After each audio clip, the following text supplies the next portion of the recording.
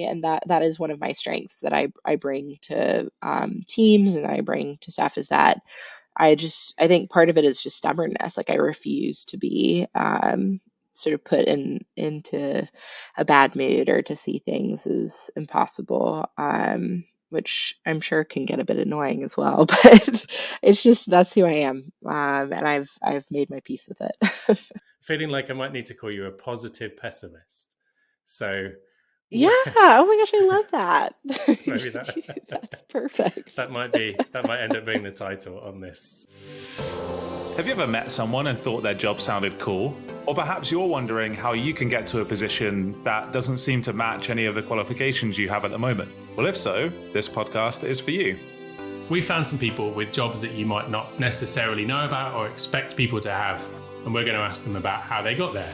Welcome to What Do They Do? A podcast about jobs and how people got them.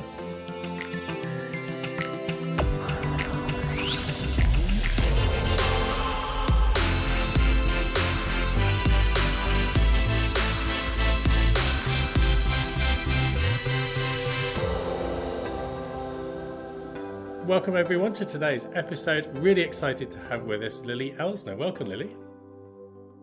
Thank you so much, Ben. Glad to be here. Yeah, so without further ado, I'm going to pass over to you and ask you, what do you do? Thanks so much. Huge question. What do I do? So currently I wear quite a few hats. So a majority of my day is taken up with being the CEO and co-founder of a male fertility startup called Jack Fertility that's based out of Oxford. My co-founders and I started this about 9 months ago. So we're developing a postal test for people with sperm to be able to find out their fertility from home. So just like a COVID test, pop it in the post, find out your results, and be able to take those to a fertility clinic or understand what pathway you might want to take in terms of your fertility journey. So that's one of my jobs. I also work part-time for the University of Oxford. So I work for the Oxford Character Project as a relationship manager, which involves working with our industry partners and getting them to do research and very generously allow us to understand what the state of good leadership is within the UK's businesses. So that's another job. And then I also am a rowing coach for Pembroke College here at Oxford, which is one of my favorite parts of my day. And yeah, I spend the rest of my time mentoring and yeah, getting into all sorts of mischief. So what do I do? A lot of things. Well, once again, I mean, a broken record for anyone that's listening to this over and over again. And thank you if you are listening again and again. But this is the perfect guest. There's not one thing. It's really varied. There's lots of different things going on. So it's a perfect start to the episode to sort of give that view of all the different things that you bring. Now, so we've got founder, we've got sort of leadership and mentoring in there, and we've got the coaching. Starting with the founder piece, I will admit that like our motivation when we saw about the work that you were doing was the slight bit of intrigue around a female founder of a male fertility. Now, maybe it's just showing my own sort of biases and things that I need to tackle, but definitely sparked our interest as something you might not necessarily immediately expect. So first question would be like, how did your work in the male fertility world come about? Totally. Thanks for asking. Yeah, it is shocking in some ways. Why am I doing this? And it's a fair question to ask, but I think there are sort of two major things that drive me. I think the first is one, just empowering people with sperm to be able to get tested. So for me, I'll take a little journey of how Jack got started. It's basically my fabulous, really close friend, Nick Shipley. He and his wife had a baby on the first day of UK lockdown. So we met on the MBA, became fast friends in the same study group on the course, loved working together. And as an American, I, moved to the UK and had grown up watching British television and just peppered him with every question I could think of. And this poor man had to endure a lot. But we became very close. And then when they had their little baby, not only did they have to get used to COVID life like we all did, but had to adjust to becoming new parents and all of the postpartum care, and navigate all of that. And then similarly, as they were starting to think about their second child, accessing fertility services became to like front of mind. And we started having these conversations about why is it that Nick's wife could get a hormone test. She had so many different direct consumer options and everything. I mean, really, the question is when I say the word fertility, what gender do you think of? And for me, and we can talk about this at length or not, but for me, gender is always at the front of my mind in terms of gender equality. And so it's really, as much as women's health has been historically understudied, underfunded, et cetera, it's really important and inherent to supporting women that the male factor is also supported. And this would be the other half of the reason why I'm so passionate about this is that, I mean, a third of the cases of infertility are due to the male factor, another third are due to the combination of both. And I think it's really important to be empowering the male factor to be able to be a part of that conversation, both emotionally as well as medically. And so for me, and again, we can talk about this sort of in my arc of how I ended up being where I am today, but I realized that I've always been fascinated by the medical field, thought I would be a physician for a long time, but knew that wasn't the right fit for me personally and where my skills lie. And I knew that, again, I do love a little bit of breaking the status quo and talking about taboo things, maybe my American side. But I really knew that for me, all of my life experience have kind of been leading up to the point where I could take on an issue like this. And finally, I guess that's a third reason is really that I am the target customer. I'd love to have kids in the next couple of years, and it's something that I would want my partner to be empowered to know as we decided to embark on having a family. And I was just appalled by so many of the statistics, not only in the UK, but abroad for men to be able to access this kind of testings, particularly outside of actively trying to conceive. So for me, I'm really entirely driven by my values and my purpose. And it's been a journey to figure out what that is for myself. But for somebody as as this intro is indicating, who loves to talk, I was like, maybe I could use that for good to raise awareness, and be able to give a voice to what is one of the last really taboo issues, which is male infertility. Yeah, and your journey is definitely something I want to get into around how you've ended up here and the various sort of different places you've gone. But you touched on Mhm, there, like obviously your own situation, and thank you for sharing on that one and Nick's situation mhm. too. It does seem to me, so I've got two children, and obviously a lot of our friends have gone through this, that suddenly you get into that part of your life if you choose to go down that route, and then all these things get shared that you didn't know about, whether that's around pregnancy Mhm. or fertility and the challenges people have. And it's, I think for a lot of us it comes as a bit of a shock.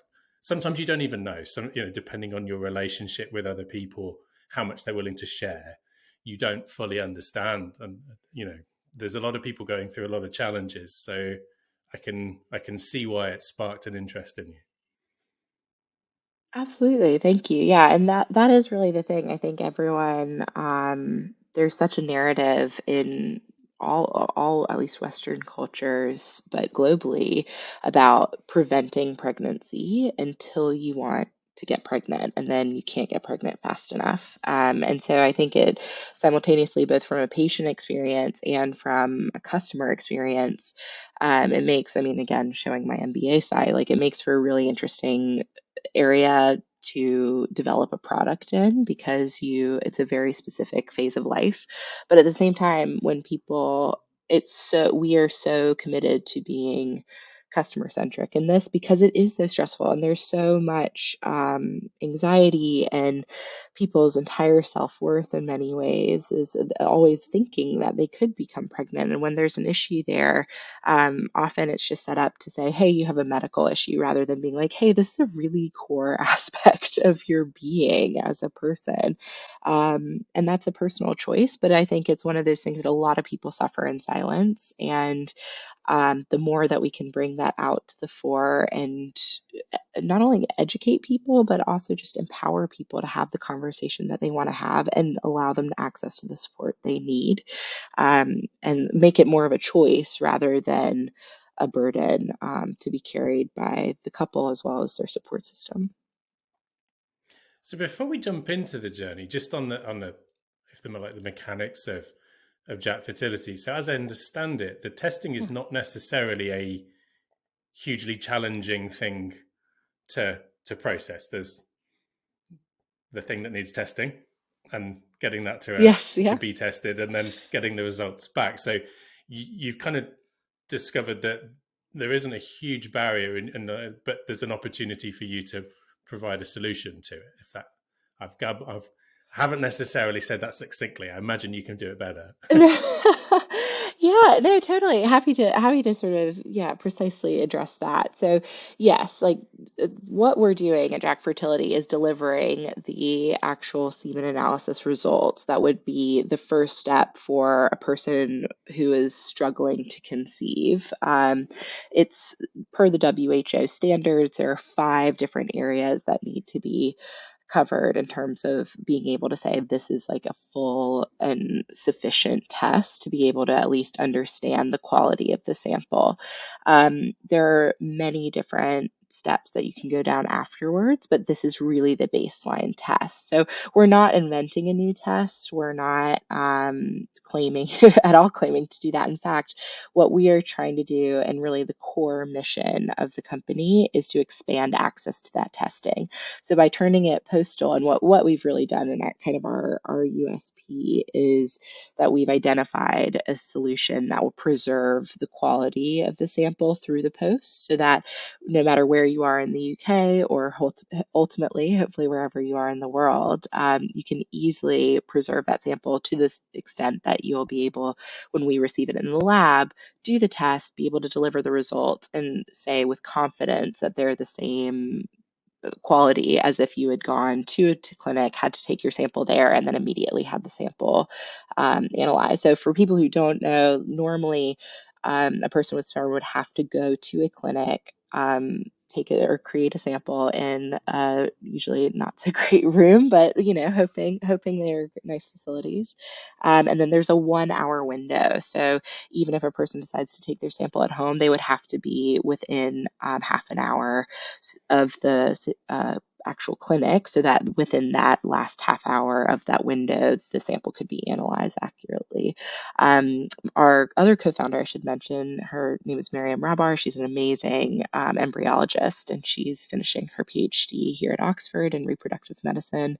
And she has years and years of experience with this, and has some pretty gruesome stories of people having to go through pretty extraordinary means to deliver what is a pretty there is an ick factor associated with these samples, I would dare say. So yeah, exactly. So that's what we're doing with Jack, is basically saying, I mean, our mission is to make it as easy as possible for a person to get tested, and that's overcoming any of the different barriers, whether it's the sort of awful, emasculating, awkward experience in the clinic, or the geographic barriers so that people don't have to take time off work, navigate a train system, navigate however they're going to get there, and then do something that's pretty off-putting, to put it mildly, over something that's really stressful. And I mean, I think potentially women or people who identify as women listening to the podcast might have, but I think we often sort of grumble to our friends and say, we're being poked, prodded, stuck, all of these things on the female side. But it is, to be fair, like no one wants to go to a lot of these procedures. And so I think that's, dare I say, what's kind of bold and hopefully the industry is moving towards is saying, it's really important to have high quality results. It's not important for you to have to suffer to get those results. So yeah, that's sort of our development journey and our mission with Jack. Thank you for that. And it's interesting watching you, obviously, with experience navigating the language you use, and Yeah. people can probably paint a picture in their head from what you're getting at. Yeah. So you mentioned being user centric, and obviously, like, you've identified a real difficult bit to navigate in the process, and whether that is, like you say, location or just here's an accessible bathroom. That's where you'll go and do your sample, and we'll see you in a few minutes, which Yeah. sounds like a fairly common occurrence from listening to you. Also on the Empower podcast that you did as well. There's some really additional useful information there. If people want to check that out, we'll put that in the notes too. So user-centricness. So I dabble in facilitation and design thinking, so being user-centric is always of interest. But from a business point of view, then, you've identified a challenge that can be solved through a combination of good communication and a bit of technology as well. So really interesting kind of business case there too, in identifying that challenge area. Did it take long after the conversations initially yourself and Nick had through the beginning of the pandemic to establish that there was a solution available to you?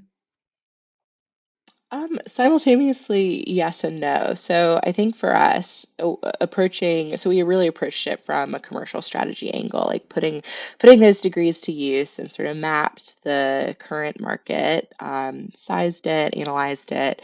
But then we also admitted we knew absolutely nothing about this aside from, brief brushes as patients and, yeah, what you just hear. And so for us, we basically spent about 6 months interviewing every possible stakeholder and trying to frankly talk ourselves out of doing the business because we thought, one, it's kind of too simple. Like, why is no one doing this? I think it's kind of the first question. Pretty much both. I think when people hear about it, they're kind of like, why doesn't that exist? And then similarly, when we talk to investors, it's the same thing. Like, why hasn't this been done before? And there are two real reasons that we landed on. I think one is that from the perspective of developing this product, like I mean, dare I say, it's not going to be the thing that immediately on first look is going to make you a unicorn. Like, it's really hard to spin a story in which this ostensibly one-time test, like there are multiple situations where you might have to test multiple times or that sort of thing. And again, you don't really want to go into a pitch meeting saying, I'm going to make you the Amazon of sperm. And I think that's the taboo thing is the other piece, right? Is that there is such a taboo element of this that for us, we knew that there was such a user pain to be solved. But talking to the different stakeholders, I think everyone has, the best interest at heart. But I think one, it's just not talked about, and two, it's a bit difficult from a defensibility perspective because yes, someone totally could do this, but that's where we got excited about ourselves doing it because you got to back yourself. I was like, we are commercial, and that's our strength, and we know the customer, and we know how to operate from our experience. So Nick is a fast-moving consumer goods marketing expert. I have a huge amount of corporate strategy and operations experience. And so I was like, where a lot of these things fall down is in the execution. And we really think that we are the team that could be able to take it forward. So that's where it's sort of countering those doubts. We've decided to launch and want to see where we'll take it. I love that you gave us that insight as well about identifying a potential market and then trying to prove that you shouldn't do it, like find a reason to not do it. That's a really kind of interesting business approach that I don't think everyone's always aware of. There's actually used to be part of Google, which was called X. It's now its own department. I don't know if you've heard of it at all. Mm-hmm. I have a little bit. Was that the moonshot area? Yes. Yeah. And yeah, I had a friend who worked there. Yeah, so you may be able to prove whether my the rumor I'd heard is true or not. That with more you say. What I heard about X was that their approach was, if there's like kind of a big problem, potential for breakthrough technology, and a kind of really interesting solution, that what they try to do is prove that it's impossible. So that's where all their efforts go. And supposedly, if a team proves that something cannot be done, that is essentially kind of treated as a success, and maybe even get a bonus. And they kind of really support that approach of like proving it can't be done. Love that. Yeah. Like, Jack doesn't work out. Might need to knock on their door. Yeah. No, but I think it's really empowering to do that because, and also I think it's just a sort of battle scarred way of doing risk management, really, is going in and saying, actually, I don't think, because it's a huge risk to start a startup and it's incredibly demanding and it's been really difficult. But at the same, as much as it's been difficult, it's been fun and it's been incredible to be able to be in a position to, raise awareness of this really important issue. And so for us, I think we sort of thought through, we really didn't want to sort of launch something if there was a sort of glaringly obvious solve. And similarly, like as high achieving MBAs, we wanted to really make sure that we were bringing a real innovation. But then challenging ourselves on every front of saying, when is innovation enough is almost the question, which we have to fight back on. And I think especially people who have worked really hard, and all people, frankly, but I think you get to a point where you're kind of like, is this good enough? And then you have to say, I'm just going to try it. Like I can workshop this, in my living room for years and it won't help anyone. And so for us, we knew that and we kind of got to a critical mass of knowing that it was such an issue that kind of even worst case scenario, if we, didn't get funding or whatever, it was like at least more people are thinking about this really important issue. So that was the other like sort of passion um, driver for us, was definitely it's kind of only positives for all involved. That's really, so you mentioned passion again there, and earlier you talked about doing something that kind of links to your purpose. So let's start understanding the journey that has got you into what I think everyone would like to get to, right? Where their passion, their purpose is part of what they do. So if we go back now, currently you're in the UK, in Oxford, is that right? Yes, yeah, in Oxford. Yep, exactly. Jericho But that neighborhood. wasn't always that wasn't always the case. So for Lily growing up, what was the aspiration for a young Lily in a rural setting, as I understand it? Is that right? Yes, yeah, that's correct. Yeah, so I guess some early years in a nutshell is that I was born at the beginning of my dad's PhD. So we were in the state of Georgia in the US. Moved to Ireland actually for my primary school years, which was an amazing experience in Cork. Got got me used to some really beautiful cloudy weather as we experience in this gorgeous island. And then moved back to North Carolina, which is where my mom's family is from. So that was really special to be able to be there in Winston-Salem. And then we moved when I was 12 to a really rural town called Due West in South Carolina. And so I even had to skip from seventh to eighth grade there just because the schools were so small. They didn't have like a middle school as we have in the US, so elementary, middle, and then high. But yeah, they were like, you have to choose. And I was like, I'm not going back to ostensibly primary school. So I'm definitely going to be taking the high school route. So yeah, it was a really rural town. It's about 1 square mile, less than 1,000 people in population. Went to a school called Dixie High School. And for me, the driver, ever since I knew what a physician was, I wanted to be one. Thought maybe about dentistry because I had a really wonderful godfather he was a dentist and gave me Barbie dentist as a child. And so I was like, okay, healthcare professions, like this is going to be it. Um, but I think for me, the reason I wanted to be a physician was, one, I absolutely loved science and I was completely captivated by the way that the world works, and science, the sort of really biology, sort of the intersection of biology and chemistry was really fascinating to me. And I was lucky enough to have a really incredible set of teachers at Dixie High School, in rural South Carolina, who really fostered my passion and just kind of gave me more and more material to read and to excel, and really supported me when I found out about the Governor's School for Science and Math, which is a residential public high school in South Carolina, which is kind of scary because it was a boarding school. So it was 5 hours away, each way. So my poor parents had to drag me back and forth across the state because, of course, you're 15, so you can't drive to get there. And yeah, it was a residential school for 2 years, and you just got to take pretty much all of the science and math classes that your heart desired. So for me, I was really gunning for med school, and I started shadowing and volunteering. But being really honest is that I was really fascinated by the procedures that I witnessed and some of the really incredible, like, actual therapeutics and like the patient intervention. But what I realized for me, especially as I ended up going to Wellesley College, which is an all women's college outside of Boston. Went in thinking I'm going to be a bio major. I, got all these great grades and I love it and I've done so much of it. I even got to go to Germany for a summer and do botanical research that was sponsored by Roche Pharmaceuticals. It was an incredible experience. I got to go all over Switzerland and Germany and France and see all these amazing factories and see sort of the true cutting edge of pharma.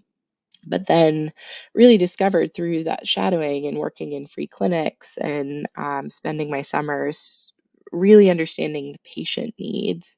One, I just realized I'm emotionally like just a huge softie, and I was like, I can't see all these people in pain. It was really, really, I mean, I'm still to this day remember nearly every single patient I ever observed, and they kind of, I wouldn't say haunt me, but I knew that it was going to take me so long to develop that professional distance, and I was going to be really unhappy, which was hard because I had devoted, my entire high school and college to wanting to be a medical professional. And then I started exploring other healthcare options, and then ended up getting a really exciting grant to go to the U.S. Department of Health and Human Services in Washington, D.C. to work on health policy, which was completely eye-opening. And I had an amazing team who let me go to Senate hearings and to all different aspects of Congress, to lobbyists, to like really understand the whole health policy ecosystem for the U.S. healthcare system. Which frankly, I realized that the biggest from all of those experiences, what I really realized is that the greatest pandemic was actually the financial insecurity that people were experiencing and the poverty levels. So this was just even in my hometown, just seeing the types of things. I was lucky enough to go to India during my undergrad as well for a course on the Gandhian legacy. And so we got to go all over the entire subcontinent, which was amazing. But I just felt shocked in some places where I felt like the quality of care being delivered there was better than what I experienced growing up. So it's really, really surprising in all of those different aspects. So this is a long way of saying I went really far down the track, but had to be really honest with myself in terms of I was really not happy with the path that I saw before me, even though I know, frankly, I knew I would be good at it, right? I was like, I make great grades and I, you know, really love so much about this. But I also realized at the time, because I had skipped that grade, I was only 20 when I graduated from undergrad. So I was like, there's there's a lot to learn about the world before I commit to something that was going to take so many more years, so many hundreds of thousands of dollars of investment. And I knew it'd still be there. Like, I think that was the thing, is if I took 2 years off from med school, before med school, I would only, one, strengthen my application, but two, I just knew I needed that personally, because I had basically been going since I was small.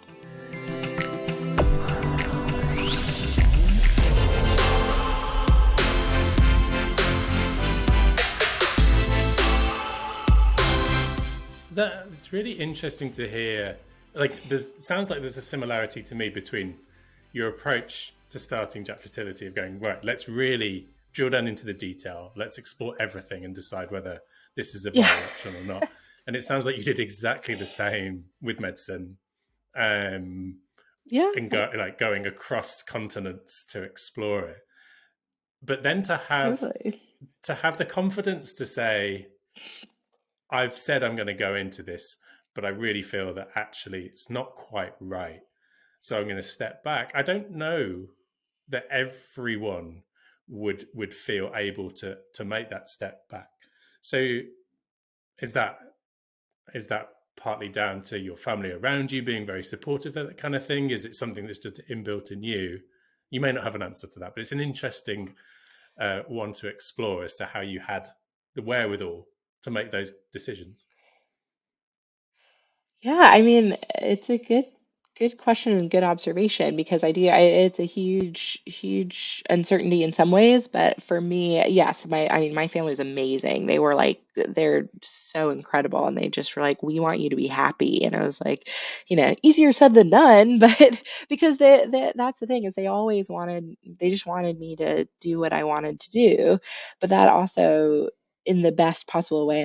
I'm absolutely not criticizing that because it's so freeing. Is that you're like I can do anything. So what am I going to do? For me, it was kind of a because it was such a privilege. I wanted to make sure that I was making good on that for myself.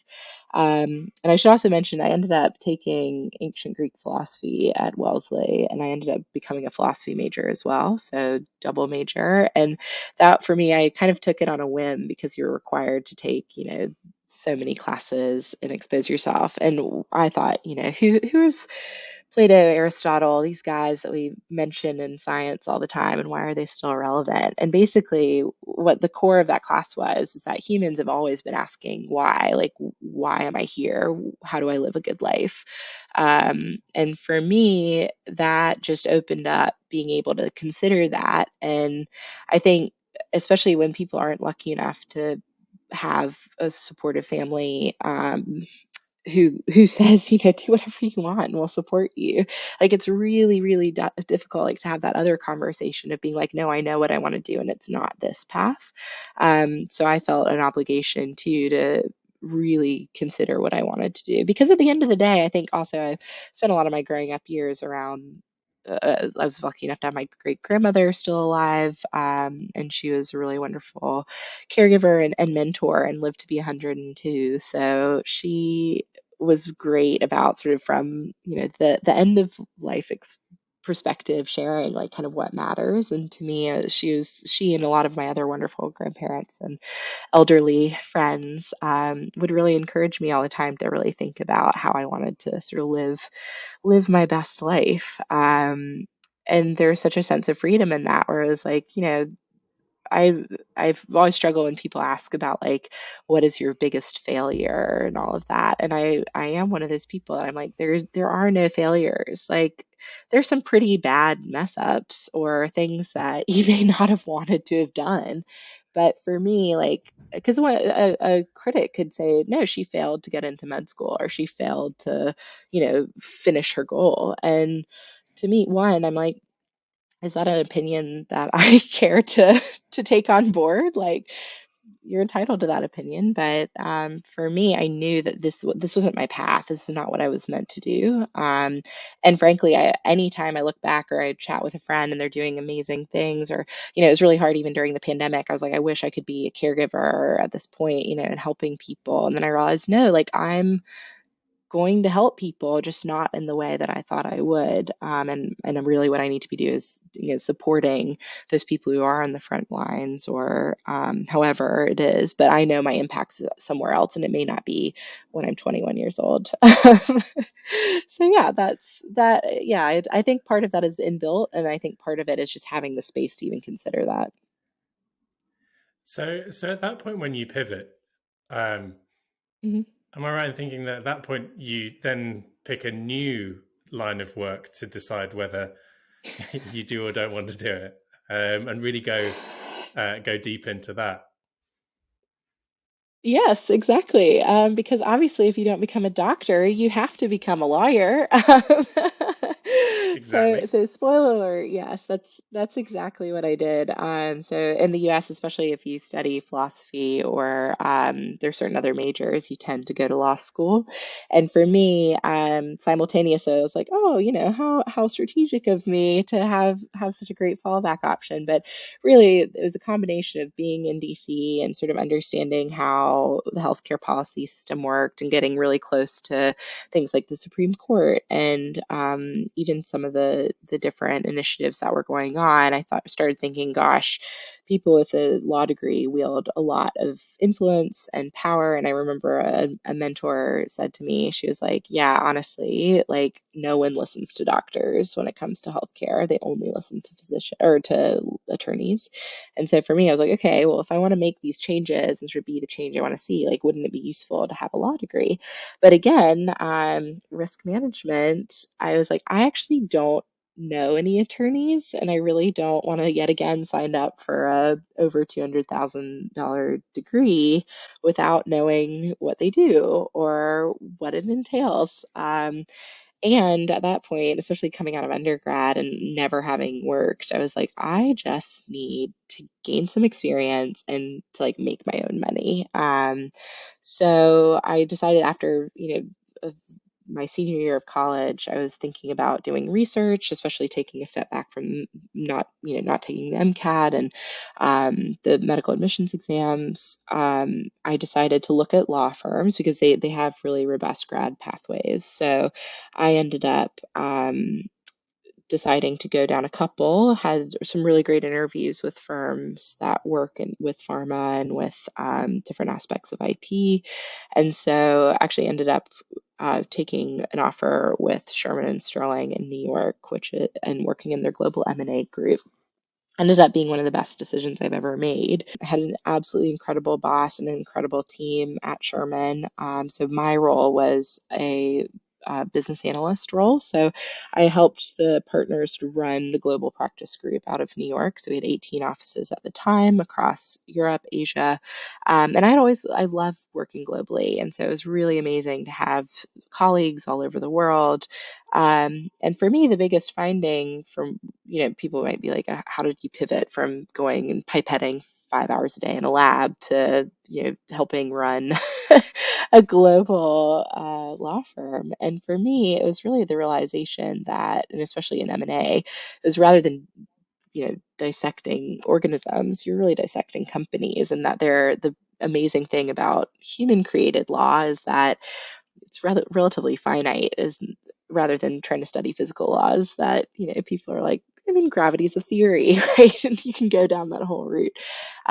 So for me, it was just really fulfilling, and I started realizing that there were so many things that I was really good at. And my boss, Maria Zeno, she was absolutely awesome in sort of cultivating practices that really set me up for success professionally in the corporate world. And having these incredible partners at the firm who really empowered me to just take on as much as I wanted to do and to succeed, because it was a net positive. Like everyone sort of won from that situation. So for me, I worked there for about 2.5 years, and then decided actually at the time, and this is sort of hopefully interesting for listeners who are debating whether to take leaps or debating not to, as the case may be, is that so I actually applied to law school. I applied to 20 some schools. I took the LSAT. I wrote all these personal statements stating, I just love everything about the law, and I really want to be a corporate governance specialist because I loved working with boards.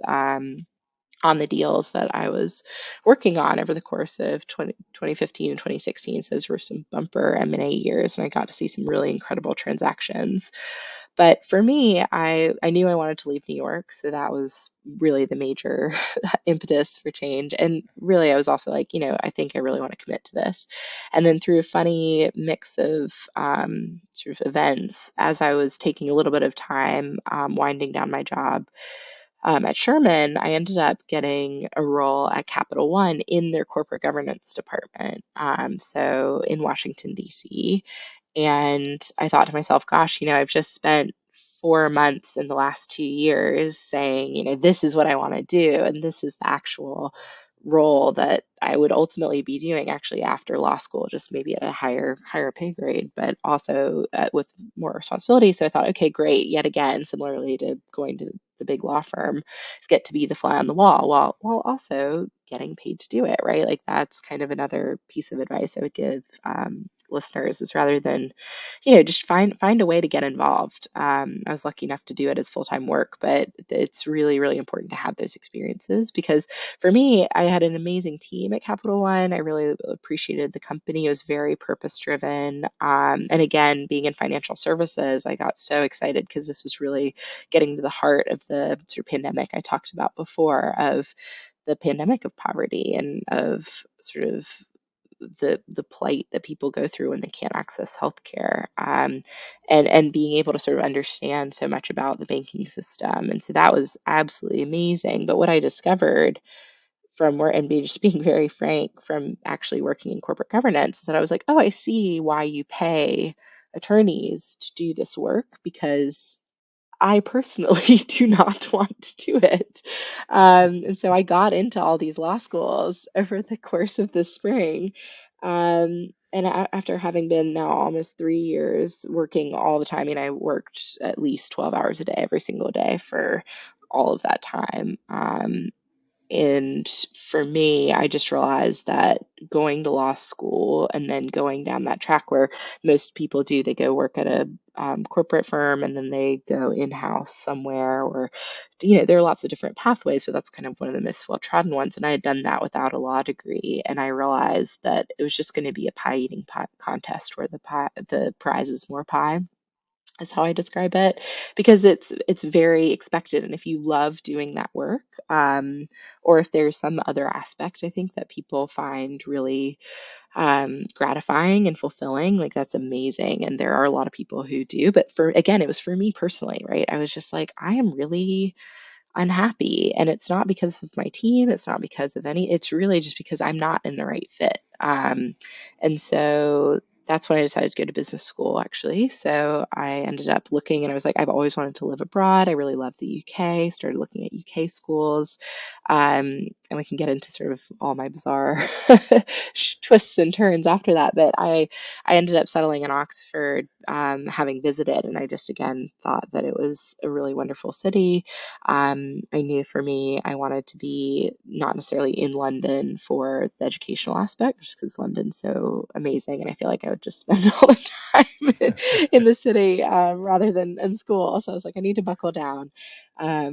But yeah, I came to the UK to both have that experience, and was hoping to stay, and actually at the time was hoping to stay and work in fintech, somewhere in the UK, due to the interesting regulatory relationship that the FCA has. So yeah, I had to say no to law school, even though I got in and I got scholarships. And for me, I never, ever, ever regret that, because I did every single thing without committing, and know that it just was not my path, and it was not only going to make me happy, but I knew that I wasn't going to be able to sort of achieve all the things that I wanted to do with that particular qualification. So yeah, that's the law school story. What I find really fascinating is essentially it's just huge levels of research into a career Mm. path that you take, like years worth of exploring.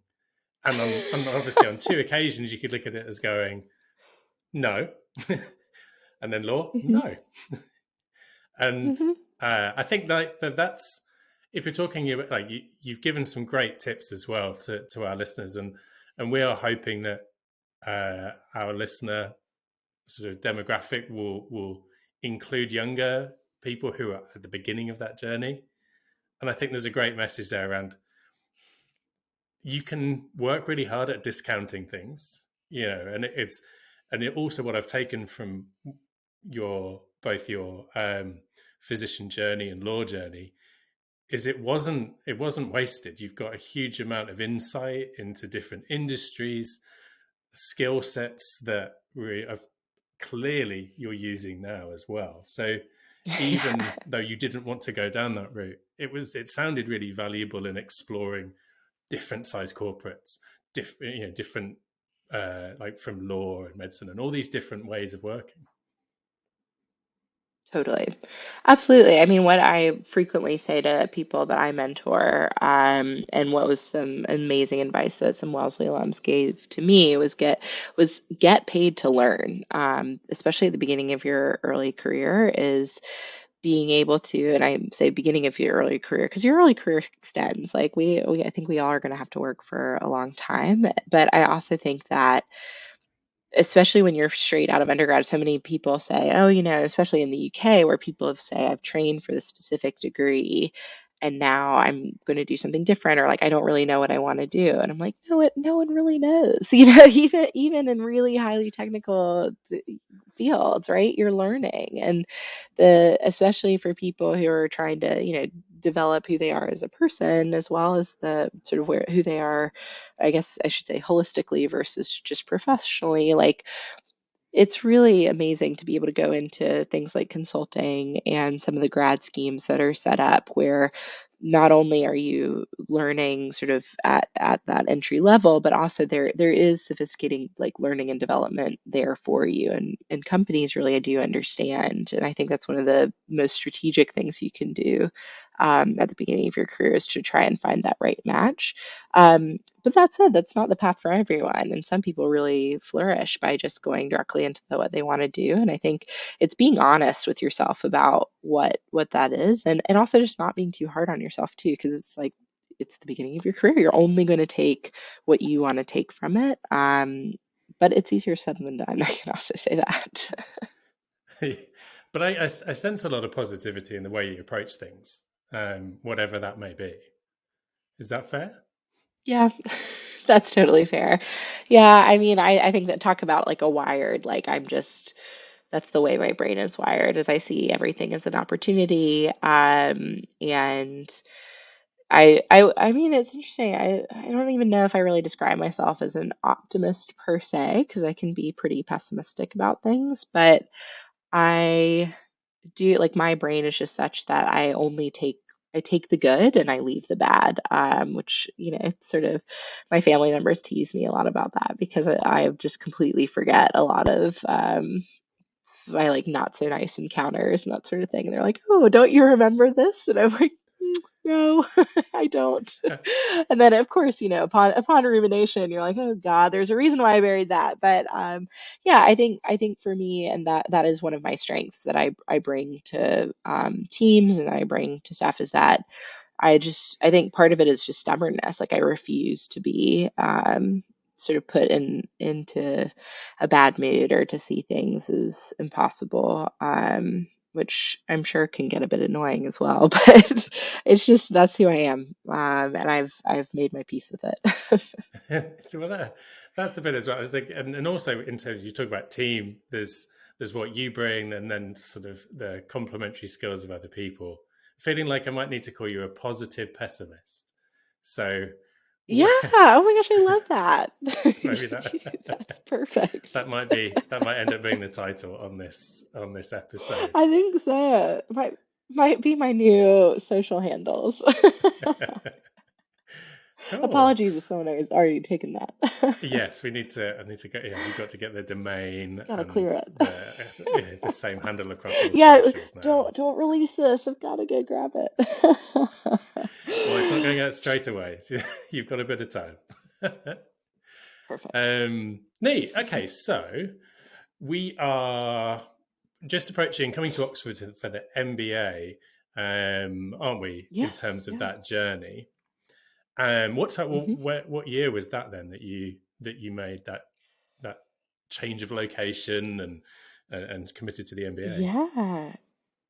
Yeah, so I declined law school in 2017 and thought at the time, oh gosh, I'll just like, go take yet another standardized test, and go through all of the sort of preparation for business school. But again, I mean, you're sensing a theme. Guess what I did? way too much research. So I ended up doing a really amazing program called the Forté Foundation, which has something called MBA Launch, which takes a big cohort of women who anticipate going to business school, and the whole foundation is set up to increase the number of women going into business and getting MBAs. And for me, like candidly, my biggest takeaway from both my corporate governance role and then later I moved into the credit card business at Capital One as an interim chief of staff. And that was I had such a great team and I learned so much. But for me, I think I also was just I had never taken a break. Like I really went from undergrad straight to college. Every summer I was doing something, started working 4 days after I graduated from college, like then had no break. I was applying to law school and then got this Capital One job, moved to DC. And then I just really got to a point where I was just saying, I think I need of rest. Like I really do. And that was part of why I wanted to get the MBA. So I did over 2017 to 2018. I did this MBA launch program, which helped you prepare for the GMAT, got you sort of chatting with all the sort of different admissions directors. I ended up having a really wonderful experience with the Said recruitment team. Came to visit the UK and then just knew kind of round one I was going to apply to Oxford, and I applied to Cambridge and LBS as well. But yeah, thankfully got in round one, and then had to start prepping to move to the UK. So that ended up taking a very long time as a student visa holder. But I actually ended up doing one of the first like fun things I had really done, which was a bit of a risk, but I ended up finishing my job in the beginning of 2018, or no, maybe 2019, and got to send a really epic exit email to my all of my colleagues and say, follow me on this new Instagram because I'm going to go work the New Zealand wine harvest. So Of course you were. 3 days after, yeah, of course, yeah, and everyone was like, what? And then I was like, oh, by the way, I'm going to Oxford because I really hadn't told anyone I was going to get my MBA. So it was quite an exciting moment to just be like, yeah, so I'm gone. So yeah, I packed up my whole apartment, dropped it at my parents, who are so wonderful and obliging. I just sort of drove up my SUV with all my belongings and said, "Yeah, this is just gonna sit in your driveway for 3 months as I take this backpack," which ended up being purely decorational. And I flew to New Zealand and worked the wine harvest, Sauvignon Blanc harvest in Blenheim on the South Island. And it was amazing. Um, yeah, I just decided to do that. And funnily, there were a lot of Brits there. And so it was great because I ended up meeting tons of people who are now friends in the UK and a great wine network. So that's always very important to have. And yeah, backpacked, discovered I actually don't like hiking as much as I thought I did. And yeah, I got to meet a lot of my classmates going into Oxford, got to go over to Australia, go to Sydney, meet a lot of just a lot of people that I had met throughout my life and throughout my career, which ended up being incredible to sort of touch base. And then yeah, had amazing travels, came back to the US, had my 5 year college reunion. So I got to kind of ground myself, go back to my roots. And yeah, then had to fly over September 2019 to start my MBA at Oxford. With any storytelling these days, when you get into like late 2019, everyone starts Yeah. going, ooh. So I there's know, there's impending absolutely. doom coming. There's a Really, program in I the know. UK, actually, you in the UK, what am I talking about? So Grand Designs, I don't know if you've Yeah. ever watched Grand Designs, Oh yeah, I've which dabbled in grand designs. so a lot of the recent series, this is where someone builds an incredible house and we follow the route.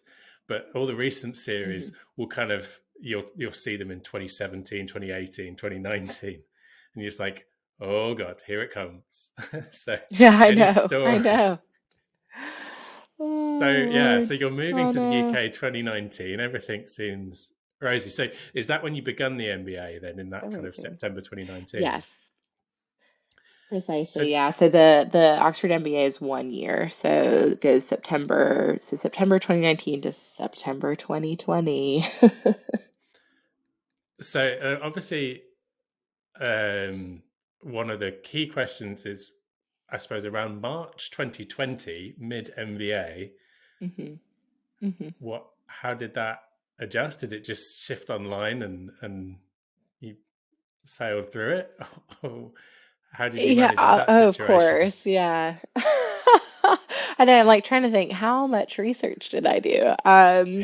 Yeah, no, so quite uncharacteristically, I think so it was really amazing to be in the UK when all of this happened. So I had the first 6 months of the MBA, September 2019 to March 2020 were incredible. Like it was just so full on in terms of just getting to be here, be back in school, meet. I had a super diverse cohort. I think it was 65 nationalities. I was living in my college, so in Pembroke College, in this gorgeous quad, and meeting people and living with people from all over the world and just delighting in the new life and lifestyle I had here, that's part of why I stay in Oxford, is because I just was so happy. Like so many of my hobbies, I've been a really keen rower my whole life and play a lot of tennis, and both are extremely accessible here versus I used to have to drive really far or take trains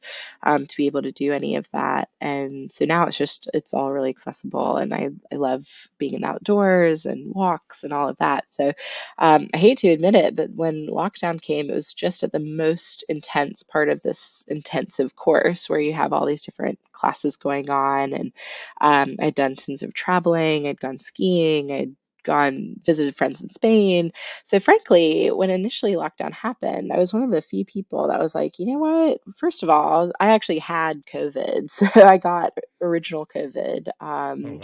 as one of the many lucky people at Oxford. So I was recovering from this really awful flu and didn't really have a sense of taste or smell for most of March. And so I was really grateful for a little bit of a time off. Like I was sad and upset, but I was just so shell shocked as suddenly it went from my college being completely at capacity and events happening every day to I was the only person left in my building. I ended up staying in Oxford because during the MBA, I did this program called Creative Destruction Lab, which is ostensibly a franchise of incubators across the globe that was started out of a Canadian business school. That's almost like a reverse Dragon's Den. So startups join and then kind of are mercilessly criticized by business school professors, exited entrepreneurs. VCs, different types of investors, and over a period of 6 to 8 weeks, they have to implement suggestions, and they like barely can respond. They just have to kind of stand there and be roasted. And as an MBA student, you get to be a part of the live studio audience as well as sort of shadow them through the journey. And I was paired with a really amazing AI drug discovery company called Arcturus. It's an automated lab, and as you recall, I really hated pipetting in undergrad, and I kind of got to go back to my scientific roots working with them. And I was like, oh, I understand the science, like I know what you're doing. But for once, I was like, oh no, I mean, I know a lot about corporate after having been through everything I've gone through and the course I was taking. And just really loved working with the team, wrote a lot of my papers, which is actually another tip for people. To get hired by someone is just show you're just way too much of a keen bean. For me, it made both a lot of sense, and I was just so excited about what I was working on that I ended up writing a lot of my assessments for the course on the company that I was working for, and just sent them the paper afterwards. And I was like, here, here's a full strategic analysis of your proposition. And so they were so kind and ended up hiring me. So I was able to stay in Oxford. They're based in Oxford, and help them sort of through their investment round. And yeah, I was able to really help. I hope with building out the company. So that's how I stayed in Oxford.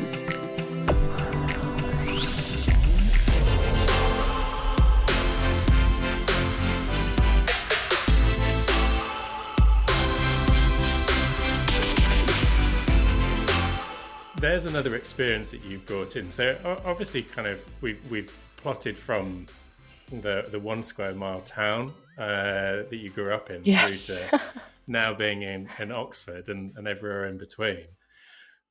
I want to kind of, obviously now we're back into the period where you and Nick were talking about fertility and having that. But if I come at it from a different angle, as a female founder, and you've talked a little bit about some of the Mhm, programs that you've been involved in as well that are focused on this, it feels so mhm.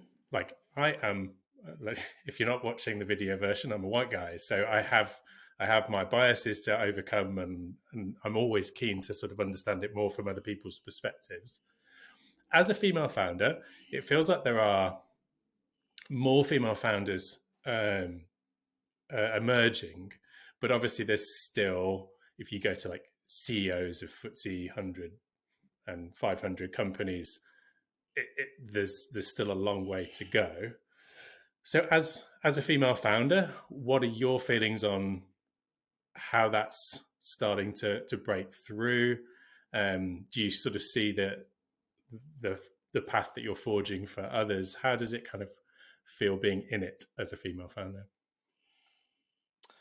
Yeah, I appreciate you asking because it is something that was kind of in the forefront of my mind when we started this. And to your great question at the beginning, female founder, male fertility. I think, yes, there is so far we need to go. And I think the stats just recently came out about yet again investment rates falling and number of female founders getting funded is falling. And to be totally frank, like I haven't actually properly been funded yet. So um, I'm still in the exciting phase of, I'm really hoping that we have some really amazing conversations with really great funds and individuals going on right now. And I would be so honored to actually get to take Jack to the next level with them.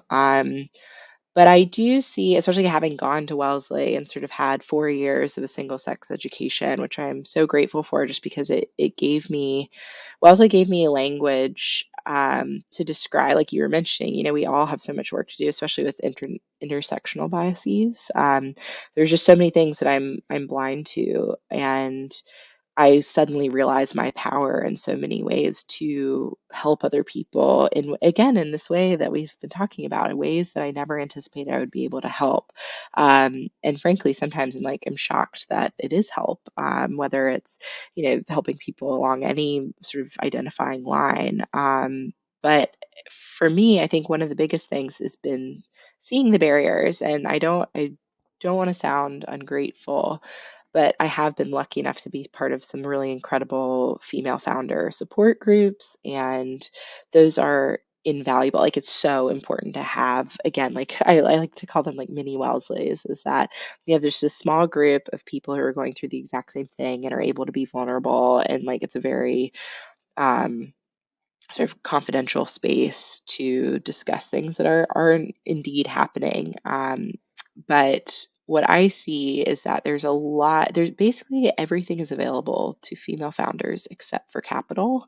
And I find it really frustrating because especially, and I think for me, for everyone who's trying to start companies that have been through MBAs, who have these sort of CVs, I'm just sharing like really my honest opinion is that if you were hiring me for this job, it'd be no question, right? And then it would be a bit more of a salary negotiation versus it's really astonishing to me in so many cases that you're having to make, and to be fair, like everyone's on their journey and there's always great feedback and you can always improve. And there are so many things that shouldn't have price tags on them, but absolutely do. And the value of a lot of the support can't be quantified in pounds and pence.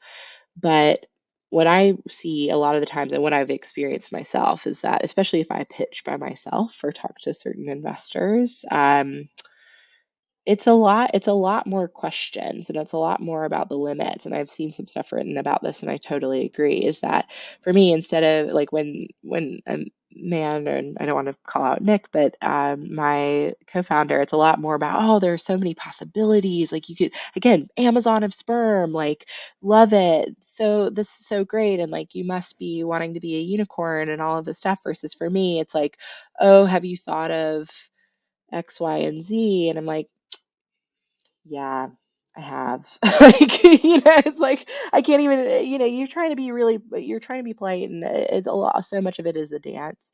But I've been really, really struck by the best of intentions actually backfiring in a lot of ways for a lot of myself and my female founders, where everyone's like, oh, do you want like more support or you need confidence? And I'm like, I'm American, like I frankly probably am overconfident. A lot of your listeners probably even think that about me, to be honest, because I'm like, I've battled those demons. I've overcome a lot of that self-doubt. And frankly, I think having worked in all of the things that we've done, like we know how to assess our venture and are way too critical of it. And so frequently our feedback from investors is like, you're doing this to a series A or B level. Like why is this is your pre-seed round. Like, why do you have all of this stuff? And we're like, because Doesn't sound like a bad thing. this is what we know how to do, is to do things really well. Like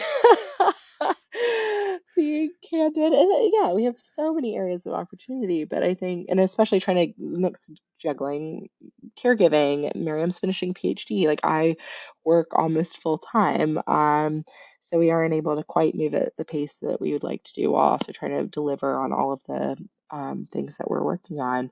But we're particularly with regard to gender, I just wish there was a lot more in actual seed, like pre-seed and validation studies, because so much of the time it's like you already, especially as a woman, are making less in all these roles and you don't have any capital to play with. And I've been frankly disappointed with the state, and I understand the constraints, but oftentimes I'm like, I just wish there's a way to get people a few £1,000s to just try it out. Because a lot of this, again, right, this is sort of what we did with Jack, is we just exhaustively researched it, which had an opportunity cost associated. And I mean, thankfully, we were able to do that and bootstrap it. But there's so much where it's like, yeah, you can quickly find out for a very few thousand or 100 even pounds, yes or no, versus having to be sort of stuck in that space. And I see that a lot, particularly along gender lines and similarly on racial lines, which is really disappointing. Well, that's it. And the reason I wanted to ask you from your perspective is that I feel like there's a danger of some people feeling like we've come this far, and therefore we should be pretty happy about that. Be like, but when there's more to go, no, no, I'm not going to No, settle. yeah. And that's like, yeah, like, there's lots more opportunities for female founders, but I really appreciate you pointing out that it's still different, and you Massively can sense different. that. Absolutely. I mean, just case in point, right? I've had this happen multiple times, especially with all three of us coming into a room. Again, female CEO, right? This is the other thing. Hopefully, from all of the things that you've heard me say, and all of the I've done, all of the personality tests and all of these things since I was a child, like the role in all of those, what job should you do, has always been executive. Like my friends' family will tell you that I am again a positive dictator, right? Like I will make things happen.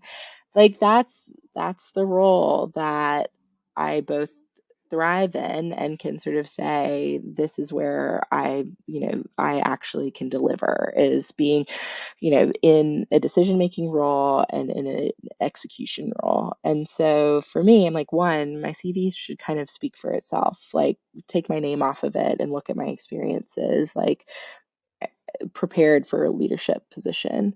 But frequently in conversations, when people look at myself and my two co-founders, they look at Nick and say, "Oh, British dad, like he gets it." Oh, look at Miriam. Oh, she's a PhD. And then they look at me and it's like, "Why are you doing this?" Um, And no one asks that of the fintech founder or the blockchain founder or the crypto bro. Like, I mean, hopefully they do. And, we have other evidence we could definitely go down a whole path on. But in terms of like access to finance, like, it's really remarkable to me that I'm just like, why does anyone do anything really to the point, what do they do? Like, I really find that's just something that isn't, it's not a question that primarily male founders have to deal with. It's so much more, especially, it's a double-edged sword, right? You're really appreciative of people wanting to support female founders, and we do need help, but often it's like, maybe could you not ask me some of these really gendered questions that people don't realize are gendered? I think it's just walking that line. And But understanding too, like some of that background. Yeah. makes me think of Andy Murray. I don't know. You mentioned you play tennis. I don't know Hmm. how closely you follow, but Yes, I Andy love Murray Andy Murray. has always, whenever the journalists have asked a question that has a gendered error in it, he's so quick to correct them. Like, simple as day, just first male. Serena and Venus have been doing, particularly those examples where Yeah. they've put him as like, he's done something like, but Serena and Venus have done it loads of times. What are you talking about? So that Yes, I love advocate, that. Yeah. and it is for us to also challenge those situations when there's an assumption put on us and not other people. So yeah, it's a team effort to make sure that there's progress made. Absolutely, it is, and thank you so much for saying that, because I think that's one of the most important things. And I again, right, all women's college. I'm always doing the women's stuff. Like, I am such a huge advocate for female empowerment, but also, again, see, this is why I want to be so involved on the male side, is that we don't want to leave men behind, and men do need to be empowered too, in the sense of they need to be a part of the conversation. Because the most progress I ever see, and I'm so lucky to have such incredible mentors who are able to open the door, right? Like, I can bang on the door and bang on the door all I want, but sometimes like they can just open it, right? And let me in. And I hope that metaphor makes sense, but it really, for me, so many times I think it ends up being these really either hostile or theoretical conversations where people start getting their feelings hurt, and this happens on so many different lines, whether it's sexuality, race, and all of that. And sometimes, I mean, bias for action, right? I'm like, let's just help each other out, and let's, call out things when we see them in gentle ways, because that's the other thing, is like, people will remember that versus people being upset about someone attacking a core aspect of their identity. And I think generally, we aren't at a place as a society in general that we have a shared language around this that doesn't isolate many people. And we're just living in a really interesting time where this is the first time so many of these conversations could even be had. So I try and tend to extend grace to people in these conversations, and know that I'm learning too. Like, I'm completely imperfect when it comes to all this, but you know what I'm going to do is I'm going to try. And I think the other thing is to remember so many of the things we don't see. Especially with regards to ability, and there's so many of the different burdens. I mean, infertility is a really great example, is that constantly when I meet someone at a networking event, regardless of gender, I can be just, saying what Jack is, and they'll be so vulnerable with me because they've never been able to talk to anyone outside of, like, again, their small support network. And that can be really heavy, to be honest. That's another thing, is I think that's just one thing to say to anyone who's tackling a big problem that matters a lot to people, is that often I've that's something I've had to learn, is that that takes a toll, having to sort of go on journeys with people when you're not expecting it, especially in social settings, of being like, oh yeah, guys, I'm doing this startup, and like, really hope you'll support it. And then someone pulls you aside and shares, some really devastating news or experience that they've had. And I've been trying really hard again to develop that skill to listen and to put that into Jack, but also again develop some of that professional distance by, taking care of myself too. Again, see, why am I not a physician? Because I'm like so upset about people who, bumped their knee, much less have all these really, truly some of the greatest things that we'll contend with in our lives. So, yeah, sharing that because I think people often just sort of say, oh, we're working in the disease area or we're working on this cause, and it takes a toll, and I think that's really okay to process as well. That's so amazing to kind of bring that full circle then and then kind of come back. And I was really pleased we got a chance to kind of explore your situation in that female founder CEO role, and make sure that for those young up and coming, well, anyone going on that journey, that we can all develop a bit of the language to make sure that things change. And maybe when you're in a position to be the funder in the future, you can start to put a few things right as well. It has been an absolute pleasure to explore your journey with you. I'm really appreciative of your time because I know that you are going on to pitches and various things next. So really appreciate you sort of putting a bit of time aside. As I said before, the positivity and the detail of the way you will research what you do and don't want to do is really admirable. And I think a great takeaway from this episode for anyone kind of sort of behind you in that journey and kind of following in your footsteps. And we got the wine harvest in New Zealand in there as well. That one bit of time that you took for yourself in all of that journey. So that was really, really pleasing. Amazing. I'm really, really hope that everything with Jack Fertility goes really, really well. And Thank obviously you. we'll put links in for people to explore what you're doing and some of the other things that you're involved in as well that have been mentioned. So that'll all be in the description for people to explore and to kind of reach out. Is there anything, I've got one final question. But Ooh, is there anything else great. that you wanted to jump in on before I come to my final question for the episode?